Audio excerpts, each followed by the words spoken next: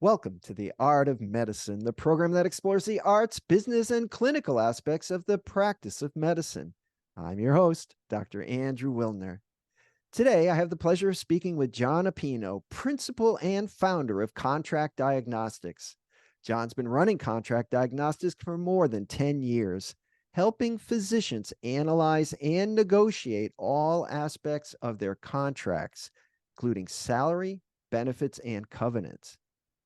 It's been my experience that when push comes to shove at the workplace, it's what's written in the contract that matters. What John does is really important. He's going to tell us more in a minute, but first, I'd like to thank our sponsor, locumstory.com.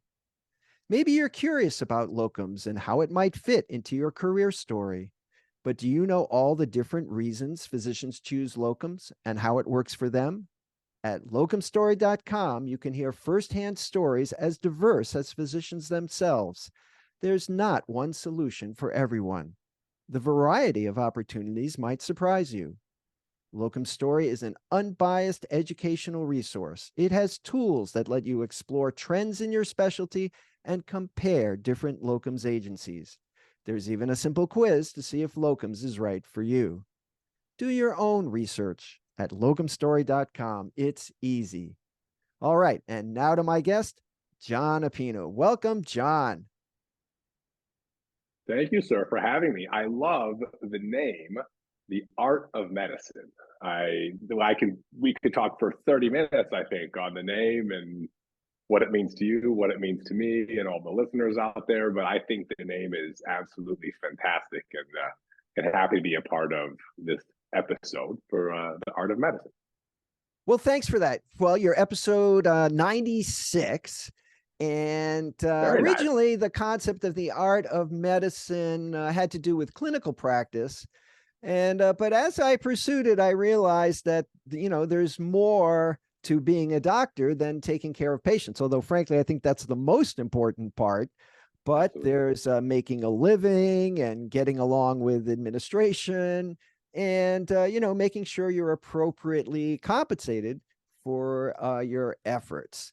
So that's really Well, I mean, it's like, just like an artist doesn't, they don't just pick up a brush and start the same day being world class. It takes training, takes dedication, takes an investment. And that's what physicians do by training themselves and by learning and by practicing medicine. And they come up with their version of their art, whether that's interventional cardiology or general pediatrics, and it obviously can change and morph into a clinical and a non-clinical career and a locums career and a contracted, W-2 job and a partnership contract. It kind of morphs, and the art is different for everybody, which I think is great, which is one of the things that we focus on at Contract Diagnostics is the story, right? We believe that every physician has a story and the story matters. It's not just a cardiologist is a cardiologist, and an employment contract is an employment contract. And every story matters, and I think it plays well with your depiction and the fluidity of the art of medicine. So I really like it. Thanks for that. I went into practice in 1989, and at that time, most physician practices were owned by physicians. And so when you did a contract, when I did my first contract, it was with other doctors. It wasn't with an administrator. They might have hired an attorney to look it over from their end, and I had to hire an attorney on my end. But it was really a doctor-to-doctor agreement. But I guess it was 2016 or so, for the first time ever, more than 50% of physicians were employed physicians. And many times these are big institutions where, all of a sudden a cardiologist, it's not, Dr. Wilner, the cardiologist, or in my case, neurologist. It's, well, we've got 20 cardiologists and we need a new one.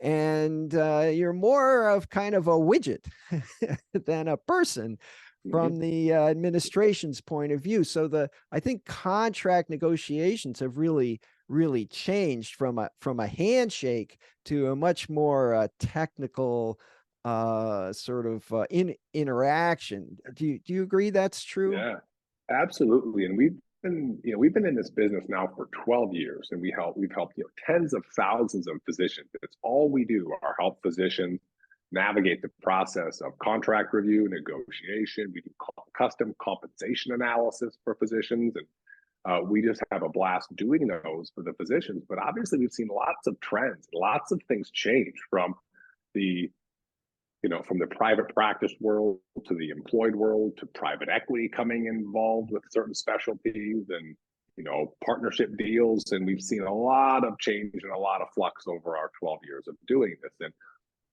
yeah, I think I want to say we've seen it all, but, I'm sure that we haven't. But, I have some fond memories of working with some wonderful physicians who were in their 60s, mid 60s, and they had called and they had said, John, I've been by myself, or I've been with a friend for the last 30 years. And, they want to, the hospital wants to take my practice and integrate it, and put it under their banner. And, they gave me this contract and I've never had one of these before, and they're 65, 66 years old. And they say, I just want to work for another 3 or 4 years, let my staff, integrate well to the facility. And then I want to kind of fall off into the sunset. So we've worked with physicians who have been practicing for 30 years plus, and they've never had a contract before. And it's interesting the questions they ask compared to the questions of a new grad physician that's starting their first job. All right. Well, I know we're pressed for time, and I have some very specific questions to ask you. But first, tell me a little bit about your background and how you got in. I mean, you've had a lot of experience since you started, but how did you get started, and what kind of set you up for that? So I've known my mother practiced, in a small town. I grew up in South Dakota, and she practiced, I knew all the physicians there. I was a biology and biochemistry pre-med major, and I wanted to be a physician myself. And I remember I think, I was coming up on some of the last years of my undergraduate and getting ready to take the MCAT. And a lot of my mom's colleagues had said, look, John, this was back in what, 2001. And at that time, they were saying, John, the government's taking control of everything. You really should do something else. I think you should go into computers. And maybe I should have taken them up on their advice going into computers, but I didn't. So I finished my degree, and then I started working in various fields in and around physicians. I worked in pharmaceutical and in biotech companies. I worked in contracting entities, and I met a lot of great physicians, and I established some wonderful relationships. And I had started a company when I was 17 and another one in college out of my dorm room. So I always had that kind of like entrepreneurial spirit. And I always asked questions when I was around people. So I was around lots of residents and I was around established physicians. And I would always ask questions, what are the hassles in your life? What are the pains? What do you wish you could change about things? And of course, a lot of them are things that I couldn't impact. Government, rules and Medicare policies and reimbursement rates. And, but when they said, a lot of them said the recruiters are really annoying and they drive us nuts. And then we get these contracts and we don't know what these things say. They give us no business training at all. We're clinicians, we're scientists, and we don't know what these things say. And I had one friend say, I called some lawyer and gave him $400 and he told me the contract looked good. He was an oncologist. And he said he asked some questions. They really didn't know anything about oncology. They just knew the law. And he said, well, I was paid $400,000. I asked the lawyer, is that good? And the lawyer said, I don't know. He said, well, I get $65 for an RVU. Is that good? And the lawyer said, I don't know what an RVU is, and I thought there has to be a better way to do more of an educational and a coaching approach on this. And there wasn't a place where you could just come in-house and get, if you're in Kansas and you're going to Texas, if you're in Florida and you're going to California, if you're a cardiologist, if you're a dermatologist, if you're private practice, or if you're going into private equity, right? Or a hospital employee or an FQHC or fill in the blank. There wasn't just a one catch-all place that you could go. And I felt like there was a need. So Contract Diagnostics was born. And since then, we've had a blast and we've helped tens of thousands of physicians, and we've grown. We've got a fantastic staff now. We help physicians, across all states and all specialties. And We have our own very, very robust internal compensation data now, which we still have MGMA and the others, but our internal data is now real time and raw. So it's very, very powerful when it comes to negotiations. And we just have a blast. So I got into it kind of because there was a need. And we had physicians build it. I mean, I remember we did focus groups and we had evenings out and happy hours with residents and attendings. And we just said, look, here's what we're going to do. And what do you think? And they said, that's a good idea. That's a bad idea. One of the things that we do is it's called flex pay. And so residents and fellows, we said, look, this is what we think we would have to charge in order to make, $1 or $2. And they said, well, that seems reasonable, but I don't have that kind of money as a resident. So maybe I wouldn't buy this as a resident, but when I'm attending and I have more money, then I'll pay for a contract review. And I thought, well, that doesn't serve the physicians. Our goal was always, was to help as many people as we can. And we thought if we helped enough people, then we would make enough money. And I thought, well, that doesn't help people if they're not having their contract review because of cost. So we said, well, what if we just said, pay us $100 or $200 now, and then just pay us the rest over time with no interest at $100 a month? And they said, that sounds great. So we have flex pay, and residents and fellows can use flex pay, and they don't have to pay us any extra money. It's just interest-free payments over 5 to 10 months. It's really great. So those are the things, excuse me, I had a cough. Those are the things that we put in place that physicians help build our system and process that we're super proud of. Well, I noticed on your website, I was perusing before we got started, contractdiagnostics.com, that you have resources, free resources, and you actually have a lot of depth in your staff. There are attorneys, there are other physicians. It's not just you sailing the boat. So I was not that there'd be anything wrong with that, but I think you could get overwhelmed. But it looked like you actually have a lot of depth to your there's company. way too much work here for me to do alone. And we've got a fantastic lineup of attorneys with all various different degrees of experience. Obviously all in healthcare, but we have decades and decades and decades of experience with our team here. As you said, we do have a physician on staff here, Dr. Catherine, who's a practicing OBGYN physician. She is our National Director of Physician Education. So she comes up with great resources. She builds great lectures. We do free talks all the time for residency and fellowship programs. Like you said, you can download these great resources on our website. We have a free 15-minute call you can set up with one of our attorneys here or myself just to talk through something for 15 minutes if you need. And that's all on our website. You can check it out. It's a pretty cool resource. And obviously, if they need help with a contract or a compensation analysis, is what we specialize in. Okay, now this podcast, The Art of Medicine, actually evolved from my work in locum tenens. And I think really actually most of the most listened to episodes actually have to do with locums. So to address those listeners who are interested in locums, what about contracts for locums? They're usually like very short, one page. Yeah.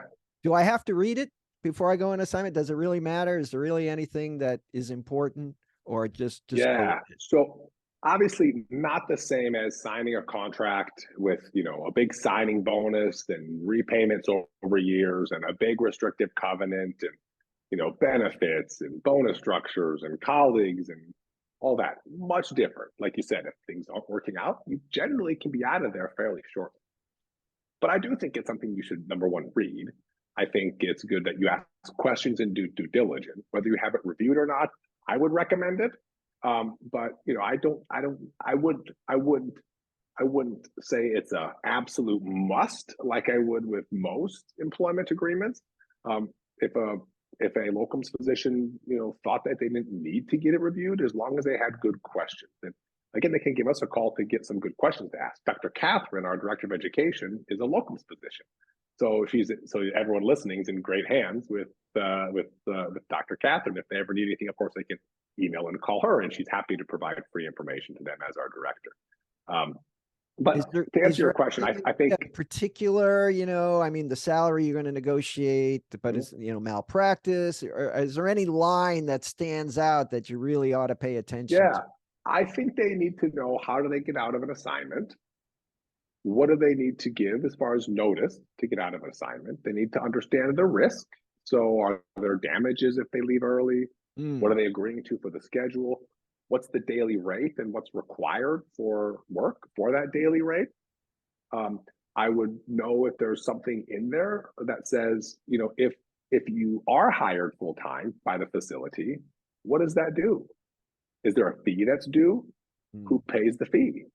Does that impact a future signing bonus that you might have with the facility? So oftentimes what happens in locums contracts, and this is very common, so it's definitely not a bad thing or a red flag, it's a common industry function, is locums will help a facility find a physician to work there. Huge value for the organization, huge value for the physician. Physician gets a great job, gets to meet wonderful people, and gets to make a fairly good living. And typically, if the hiring hospital enjoys the physician, they may extend a long-term offer of employment to that physician. And if they do, it might trigger something in the contract with the locums agency that there's a fee to be paid. Again, normal and typical, but the physician should understand if that does happen, who pays that? Would that come out of a future signing bonus? And then would there be any tieback? So sometimes we'll see the hospital will have to pay a fee to the agency. Therefore, if the physician leaves inside of 2 years of their contract, this is not the locums contract, but that might trigger the physician to repay that recruiting fee that they paid to the locums mm. agency. So it might not be something in your current locums contract, but if and when they offer you a employment contract, it kind of triggers a whole nother round of questions. And I don't know that that's something that you could negotiate out of in your locums contract, but something that you should definitely be aware for if the next step happens and you end up staying at the facility long term. But as far Okay, as your so general locums contract, yeah, know when you can get out if it's a 30-day clause to terminate and leave. Know what the requirements are. Know if there's any reimbursement for lodging or for travel and what those budgets are, what the policies are, and then know how you're going to get paid. And I think you're in good hands. Of course, malpractice insurance as well. right, I think the locums to perm that you brought up is a very special circumstance, and a common Mm-hmm. one, but it does get fairly complex. Now, you mentioned, what's negotiable and what's not. I was at the Mayo Clinic 7 years ago, and I negotiated a new contract to where I am now, Regional One Health in Memphis, Tennessee. And I didn't know about you then, just kind of sad. But it's okay. I'm pretty happy here. We But should be. We need to do more podcasts and videos, I guess. yes, and so here's one thing that came up in in these negotiations, and I don't remember what the question was. It was something about, I don't know, vacation time or this or that. They said, "Well, we can't change that. That's our policy. That's the way it is." And I Right. was like, "Well, okay." I think it had to do with the restrictive covenant. I said, "I don't really know if that's a good idea." And they said, "Well, we can't change that. It's part of the contract." Is that something you have to accept at face value, or is that just something administrators say to move on? Or I'm sure you've run. Tell me about that. So some people say everything's negotiable. Um, I'm not one of those people. I believe that there are clauses in contracts that are non-negotiable. Mm. I believe that there are policies such as vacation time. We had a physician that was telling us, John, I want to negotiate the vesting period for the 401k match. There you go. Um, Something like that, that's right? not that's not negotiable, right? It's a plan document from Fidelity that they have laid over for every employee there. They can't change it for one person, right? The CEO and the janitor have the exact same plan. I promise you, right? Lots of places have, and employers put things in place to protect them from treating one employee different than another, right? So they don't want to say, well, we're giving more to this group of people than that group of people. So they Mm. tend to do more just blanket policies. So the policy is everyone starts with 3 weeks of vacation, and the policy is everyone goes to 4 weeks of vacation after a year. And the policy is if you're single boarded, you get $5,000 for CME. If you're dual boarded, you get 7,500. And those are policies, and the policies might not be able to change. Now, there are some things that may appear to be non-negotiable, but they actually might be. And how do you find those things out is the question, right? Is you know where you have to, first off, you have to have good questions, right? Which comes from a good review and good guidance from a firm like Contract Diagnostics. And then it comes into asking those questions in the right order to the right person. And then if something's important to you, sticking to your guns. So we have an example of a cardiologist that we were helping transition from one job to the next. And we got clarification on the salary. We got them increased in one of they had bands. So here's the 4 bands that we pay cardiologists. They were offering this band, and we negotiated him up 2 bands to the 3rd band. But they still have bands. They were unwilling to change the bands and unwilling to put them somewhere in the middle of the band. So we played within their system and negotiated the band and made arguments on why he should be at the different band. But they had policies for vacation, and they said, we just can't change the vacation. Everyone here has the same. And he had a significant amount of vacation at the job he was leaving. So our argument was he's taking a slightly cut pay, but he's going to give up 2 weeks of time off, which is a lot more in pay. And what can we do to bridge the gap? And they were like, we just can't. We can't. And we ended up working it all the way up the chain, where we're on the phone with finance, we're on the phone with compliance, we're on the phone with the head of HR. And he got an extra week of vacation approved outside of policy because we were willing to go that extra step and keep asking questions all the way up and almost say, if you don't do this, he's not going to sign. And they really needed him, and he was a fantastic cardiologist. Right. So some things are, but again, if you're the 26th hospitalist and you're trying to change the shift pay, probably not going to change, right? At least not just for you. They might change it for everybody at the same time. So in that scenario, the cardiologist really had to be willing to walk away. It's like, yes. And so what do you do? Say someone like me, I've been there for 6 years. I'm pretty happy. My salary could be higher, but walking away is, I mean, it's certainly possible, but it would not be an easy option because I'm pretty well established. So your leverage is different when you haven't taken the job yet than when you've been there for a while. You know, you own a house, your kids are in school, your wife has friends, all those things. So where do you get leverage from? Is there any way to get leverage? Absolutely. So we have a new product called Compensation RX, and we give you updated compensation data. It's real time from day data that we actually pulled from our system. And there's MGMA data, the latest is included, and it's a 30-minute phone call. And so it's one thing to just give data, right? It's one thing if I say your median compensation for a neurologist in Memphis should be X dollars. 75th is this, and here's how many RVUs you should produce. It's another thing if we customize it to you, right? And it's no different than my cholesterol. My LDL is 78, my HDL is 96, and my resting or my fasting sugars are 91, right? Well, that's fine. But what if I smoke a lot of cigarettes? Or what if I exercise a lot? Or what if I don't? What if I have a family history? What if I'm 26? Or what if I'm 86? All those things matter. And that's why you can't just look at one number and say I'm healthy or not. There's a story behind it. And that's why we don't just give the number in compensation and say, there's your number. We want to hear your story. And then we customize our approach with how you could have a conversation. So I think it's always good to go to the employer in a situation like yours. And even if you're at a locums deal and you've been there for a while and you kind of want to stick around, you've been there for 6 years as a neurologist staff and you want to stick around. And you're on an evergreen contract. It automatically renews. It never changes. You have the same pay now that you did 5 years ago. Maybe your RVU rate was changed for everybody a couple of years ago, but it's fairly similar. I think you go in and you just do a check-in with your boss. You know, you talk about how am I doing? What could I do to be more efficient? You know, what could I do to better lead the staff? What can I do to help you accomplish your goals?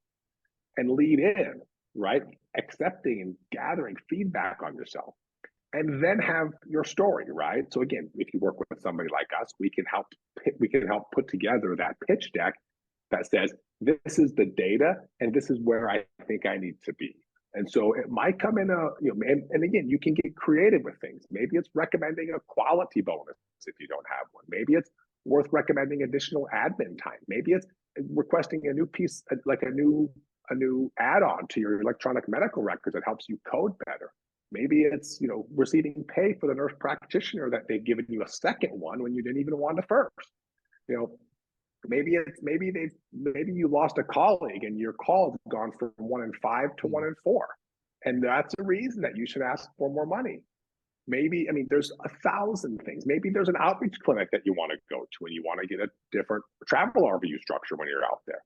Maybe you don't want to do the outreach clinic anymore. So you're trying to figure out, how can I discuss getting back to the main hub and not going to the outreach? Because when I go to outreach, people cancel more and I don't generate my RVUs the same. So I say all that because it's a complicated process. And I think everybody should have their compensation. Your biggest asset as a physician is your earning potential. And I think that everybody should have that looked at, just like you get your oil change, just like I go get a physical every year and I talk to my doctor about my physical health. I think physicians should look at not just their financial health, how are my investments doing and do I have the right disability insurance, but they should look at how much are they making? And I think we spend all these hours looking at, how do I shave 1% off my home mortgage, or how do I, clip a coupon to save 25% off a gallon of milk, or shift my credit card points to another credit card so I can get a free airline ticket. That's a big one. And people don't sit here and say, I make $300,000 and I haven't had a raise in 4 years. How can I get to 350 or 340 or 320? And there's a $20,000 gap or a $40,000 gap. And I could tell you 1,000 success stories on how we help physicians get $50,000 raises just by coming through our system and talking with us for 30 minutes.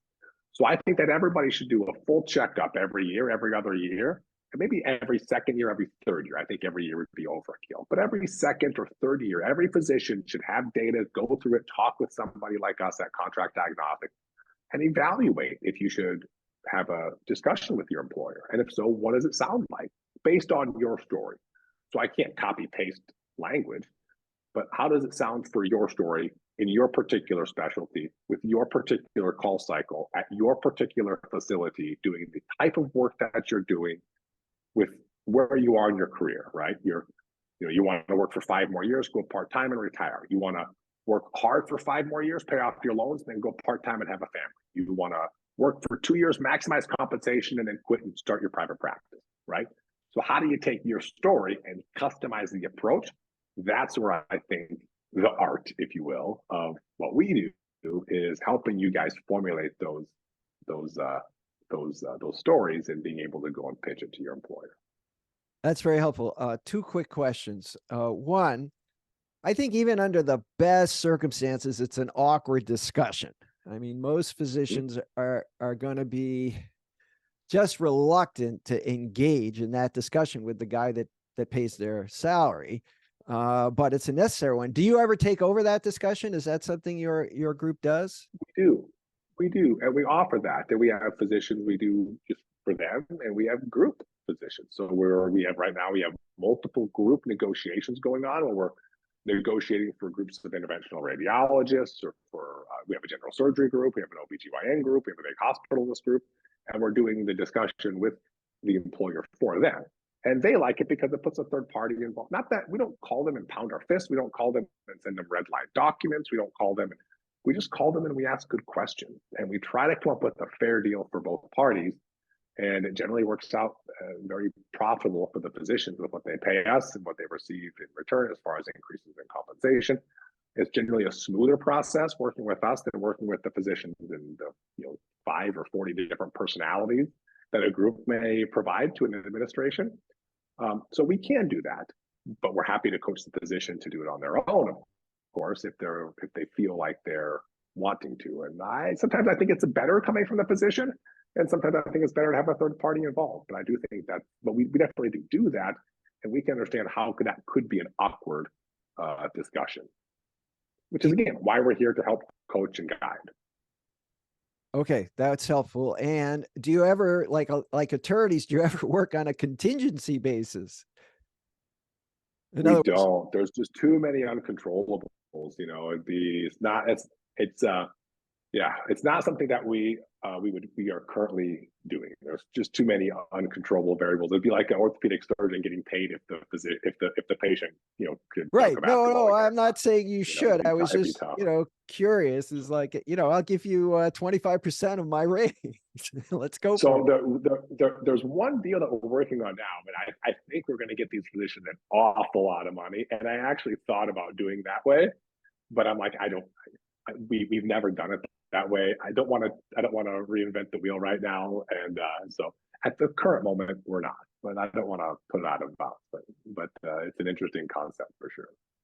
Okay, so we're getting close to time. Is there anything you'd like to add? No, I mean, I've got some extra time. I mean, this is important. If you think the listeners have other additional questions, I mean, I know we kind of touched on like what's what's negotiable and what's not, and I think that's always a good question. And I think if you do have a request on the contract, if they say, look, we just can't change that, then a follow-up question would be, I understand. So everyone else has the same structure. Just to make sure. And Just to make I would sure. let them say, yes, everyone here has the same clause. And if they say, well, it depends. Some positions were grandfathered in and they're under other. Okay, can you walk me through how different positions are treated differently when it comes to the contracting clauses? And again, we're back in a very constructive discussion. We're not getting upset. We're not pounding our fists. We're not saying, I want that, then gal dang it. So I do think that there are some things that just cannot change and they won't change, and you can threaten to walk away and they will say, I'm sorry to hear that. And we've had physicians that have said, look, change it or I'm going to walk away. And we've had physicians walk away because of the risk that was involved with the position that they didn't like. So I think that a physician should be willing to do that. But I think that that's why, when we see physicians interview, I think you should have multiple offers. I think it's good to have and compare multiple offers and to have not just one place that you could go, but realizing that there's 900,000 physicians practicing and the majority of them probably don't want to move. I think there's still a way that you could discuss and negotiate certain clauses in your recurring, automatically renewing contract. Yeah, yeah. So, what about we've been talking about private practice and large groups. What about physicians who are in academics? They're employed by, I don't know, the Yeah, Mayo Clinic or the University of Tennessee. Can they negotiate, or are they just kind of stuck with whatever the offer is? absolutely. Absolutely. Yeah, they can negotiate, and we see two very different types of academic contracts. We'll see an academic contract that is like 3 pages written like a paragraph. And they're very hard for us because there's no details in them at all, right? It doesn't say, and it might say like, and you'll have malpractice insurance, but no idea on what it is. It might say, you'll get paid, whatever, X dollars for doing 80% work in clinic and 20% work in academic, but no details on what hours you're working or how many blocks or when you're doing cases. It might say you'll be available to participate in the faculty practice plan bonus structure, but there's no details on it. So we have no idea if it's an XYZ component. We have no idea if there's RVUs involved or if there's quality bonuses or Press Ganey scores taken into account or the profitability of the department and so there's certain academic contracts that require a lot more questioning than others. Others say Mayo on them, or they say University of Kansas, or they'll say, fill in the blank for an academic facility. And it'll be a 25-page contract that looks no different than any other nonprofit hospital or for-profit hospital, for that matter, as far as an employment contract. And they're not doing any academic work. They're a clinician. They're a producer with very specific terms. And a lot of physicians will look at that and they'll be told, well, because this is an academic facility, we just can't pay you like other people.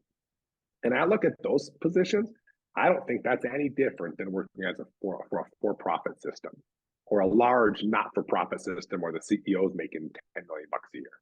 So just because it says a university on there doesn't, to me, say that they would use the academic data set for setting compensation. So I think we see two very different types of academic deals. One is more of a, you'll be an assistant professor, the split's 80-20 clinical, here's the pay, very hard 3-page paragraph contract, and then a reference to a ton of policy manuals. And the other one looks like a more typical 25-page employment contract where, they don't have an assistant professor role. They're paid as a clinician with a bonus structure and tied to metrics, just like every other producing clinician out there. So I think it's important to know which one you have, and then of course which one is negotiable. And then if they, depending on which one it is, are they using the academic data set? Are they using the non-academic data set? Which data set are they using? And then all the same questions. What's the range of pay in the department? What are my expectations for production in the lab or production in the clinic? What's my expectations for talks and educating the residents? We worked with a hospitalist academic physician the other day, and we did the negotiation package, and it said in her contract, we will have admin time for the academic role. And it was a 7 on hospitalist role. And we said, well, what kind of admin time is there? And the admin time would only be during her week on, correct? They said, no. If we have interviews, we would expect her to come in on, and do help with interviews. And I'm really thinking, so she's 7 on, 7 off. She's getting paid for 7 on, 7 off, but she needs to come in for multiple days at a time to help with residency interviews and rankings. And she doesn't get paid a nickel for it when she could be with her family, or she should be traveling, or she could be doing a moonlighting gig making $2,000 a day or more. And so again, it's all those things that need to come into play. It's not just, here's what I get paid, here's the job. There's lots and lots of questions with every contract that physician should look into. There's lots of them with academic contracts, of course, that are super important as well. Jon, this is great. I thought you were the right guy to talk to, and that's why I reached out. And after talking to you for 30 minutes, I know you're the right guy. So we love doing this stuff. I can't tell I can't say it enough. People think that I'm not being honest, but we started the company to help people and not to make money. And like I said, if we helped enough people, then we would be okay with making money. And it's worked out ever since. And I talked to Jan, my director of operations, and she'll ask me a question, and I say, Jan, you know the algorithm, right? Does it help people? Is it good for our customers? How much does it cost us to do this project? And then the fourth thing is, do we make any money on it or not? And the answer could be we don't make any money, but it's good for our customers. And then we go ahead and we do that project. So that's why we have a director of education, Dr. Catherine. She produces no revenue. She's a cost center, but she's fantastic. And we educate thousands of physicians a year. That's why we love doing podcasts like this. And that's why we have a 15-minute free inquiry on our website that people can hop onto. They can sign up for our newsletter and email us at any time. So you can feel free. Call me. I'll hop on a podcast with you anytime, and we'll do any kind of writing or lectures for residency programs or fellowship programs. And we're here to help in any way we can, whether people want to pay us or not. All right. Well, Jon, I want to thank you for joining me on The Art of Medicine. I appreciate you, sir. We'll talk soon. Before we close, I'd like to give another thanks to our sponsor, locumstory.com, a resource where providers can get real, unbiased answers about locum tenens. I'm Dr. Andrew Wilner. See you next time.